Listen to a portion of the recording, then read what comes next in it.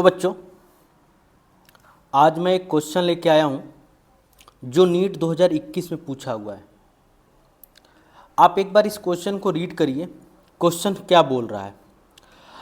Given, अगर copper +2 2 electron लेके copper solid में कन्वर्ट होता है तो इसका स्टैंडर्ड रिडक्शन पोटेंशियल जो दिया हुआ है 0.337 दिया हुआ है। कितना बोल? दूसरा,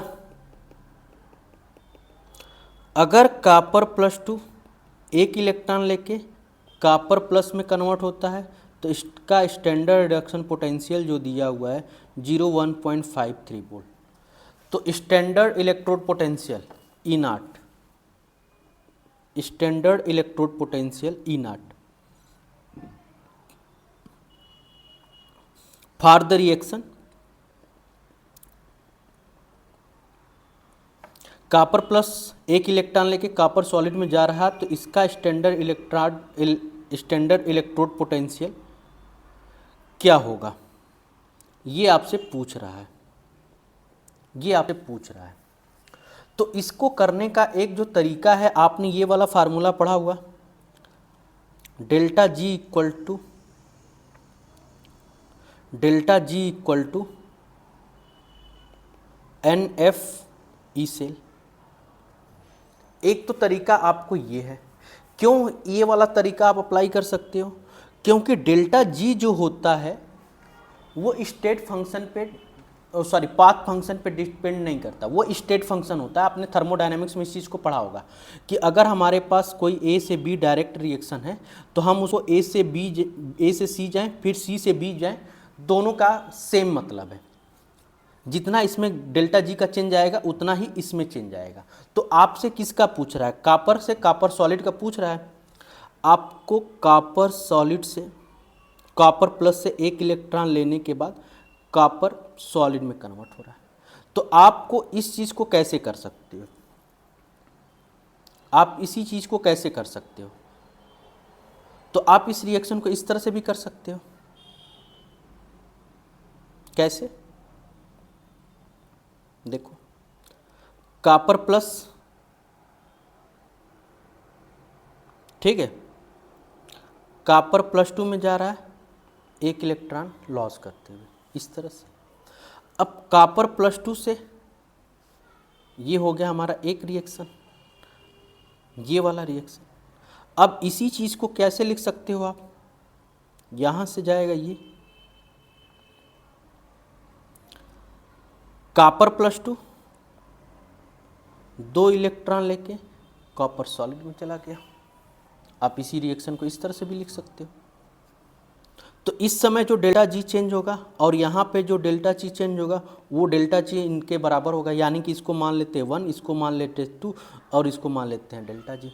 तो डेल्टा जी जो होगा delta G1 plus delta G2 के बराबर होगा। तो निकाल लो डेल्टा जी। तो यहाँ वाले रिएक्शन के लिए डेल्टा जी कितना होगा? तो मान लेते हैं इस वाले रिएक्शन का डेल्टा जी, तो NF इसका निकालना है तो E के बराबर कर दो, E सेल नॉट बराबर हो जाएगा। इसका डेल्टा जी नॉट कितना होगा? NF, इसका E नॉट सेल को E1 लिख देते हैं, E1 cell, E not cell plus NF E not 2 cell, ये कर दो इसको लिए, इसके लिए ये।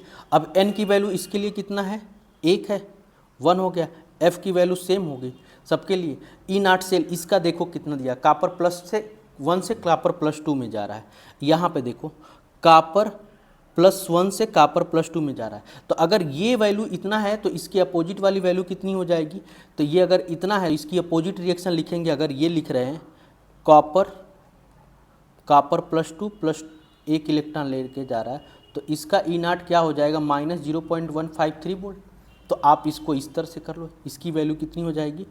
-0.153 प्लस इसके लिए NF की वैल्यू कितनी हो जाएगी? इसके लिए N की वैल्यू 2, N मतलब नंबर ऑफ इलेक्ट्रॉन कितना इन्वॉल्व हुआ? 2।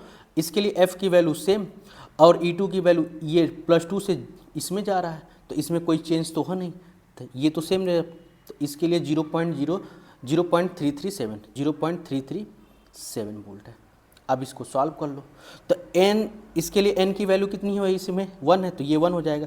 तो f से f कैंसिल हो गया।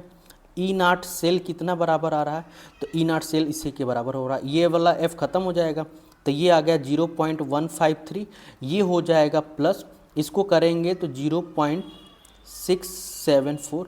अब 0.674 में से माइनस करना है 0.153, तो ये आ गया 1 2 और ये आ गया 4, सॉरी 6 में से 1 जाएगा तो 5, तो ये रहा है 0.521।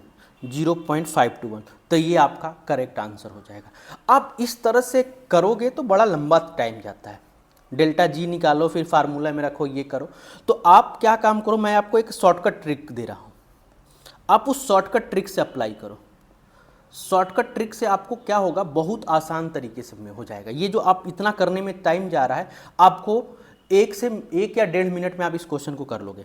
आप देखो क्या दिया हुआ है, ये दिया हुआ है, ये 2 रिएक्शन दिया हुआ है, आपसे ये पूछ रहा है, तो जो पूछ रहा है वो इन दोनों रिएक्शन से कैसे आ सकता है। आप ध्यान से देखो, कॉपर प्लस से कॉपर सॉलिड में जाना, यानी कि हमको कॉपर प्लस किधर चाहिए, हमको कॉपर प्लस रिएक्टेंट साइड में चाहिए और कॉपर सॉलिड प्रोडक्ट में। तो कॉपर सॉलिड तो प्रोडक्ट साइड में है, कोई दिक्कत नहीं, लेकिन कॉपर प्लस हमको रिएक्टेंट साइड में चाहिए और प्रोडक्ट साइड में, यानी कि इस रिएक्शन को पलटना पड़ेगा।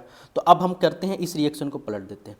ये है कॉपर +2 इलेक्ट्रॉन लेके कॉपर सॉलिड में कन्वर्ट हो रहा है। इसके लिए डेल्टा ई की वैल्यू जो दिया हुआ है 0.337 है। अब कॉपर +1 कॉपर +2 में 1 इलेक्ट्रॉन लेके, इसके लिए डेल्टा ई की जो वैल्यू है 0.157 है, ये है ना, 0.153 है, ये दिया हुआ। अब हमने इसका पलट दिया तो ये वाली साइन भी पलट जाएगी।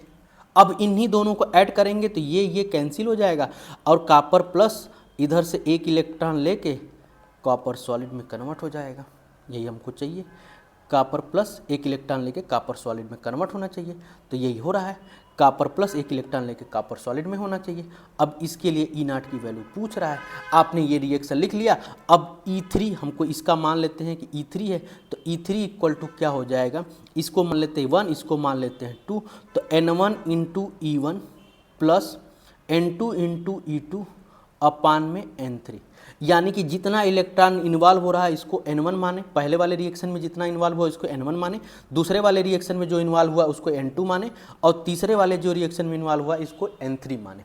अब रख दो वैल्यू, N1 की वैल्यू कितने हैं, इसके लिए 2 है, 2 इंटू 0.337 प्लस N2 की वैल्यू कितनी है, 1 इलेक्ट्रॉन इन्वॉल्व हो रहा है तो 1, और इसकी वैल्यू कितनी है -0.153 डिवाइडेड बाय N3 की वैल्यू कितनी है 1, क्योंकि 1 इलेक्ट्रॉन इन्वॉल्व हो रहा है 1। तो आप देखो E3 की वैल्यू क्या हो रही है, E3 इसकी वैल्यू क्या आ रही है, तो इसको 2 से मल्टीप्लाई करेंगे तो 0.674 हो जाएगा, और ये है -1.53, इसको घटा दो तो 0.521 आ जाएगा, इतना वोल्ट आ जाएगा। तो इस तरह से आप आसानी से कर सकते हो। आपको डेल्टा एल, और ये फार्मूला कहाँ से आया, ये फार्मूला इसी से आया है, इसी से मैंने डिराइव करके बनाया हुआ ये फार्मूला। ये जो फार्मूला है जो मैंने बना रहा है ये इसी से बना रहा हूँ, इन्हीं के हेल्प से ये वाला फार्मूला मैंने बनाया है। तो ये वाला फार्मूला करने का तरीका, आपको क्या काम करना है, बस पहले रिएक्शन को बैलेंस कर लो। जो जिसका ई नॉट वैल्यू पूछ रहा है वो दो गिवन रिएक्शन से कैसे आ सकता है, वो अगर गिवन रिएक्शन से आ रहा है जिस तरह से, तो बस आपको उसका E1 ले लेना है, उसका E2 ले लेना है उसका। तो अगर ये रिएक्शन पलटने से आ रहा होगा तो उसका डेल्टा ई की साइन भी पलट देना, अगर नहीं पलटने से आ रहा होगा तो उस तरह से। तो ये चीज़ आप आसानी से कर सकते हो किसी भी क्वेश्चंस में, किसी भी क्वेश्चन को लेकर अगर आपसे ये पूछे तो बस आप उस चीज़ को कर दो, ऐसे आपका आंसर आ जाएगा। तो होप सो आपको ये क्वेश्चन समझ में आया होगा कि इस तरह के क्वेश्चंस को आपको कैसे करना है। अगर कोई डाउट हो तो आप कमेंट बॉक्स में कमेंट करिए। अगर आपको वीडियो पसंद आया तो वीडियो को ज़रूर लाइक करिए, ठीक है। चैनल को सब्सक्राइब करके रखे रहिए ताकि आपको और भी जेईई नीट के PYQ आपको मिलते रहें। ऐसे ही और क्वेश्चन के लिए हमारे चैनल पे बने रहिए। Thank you.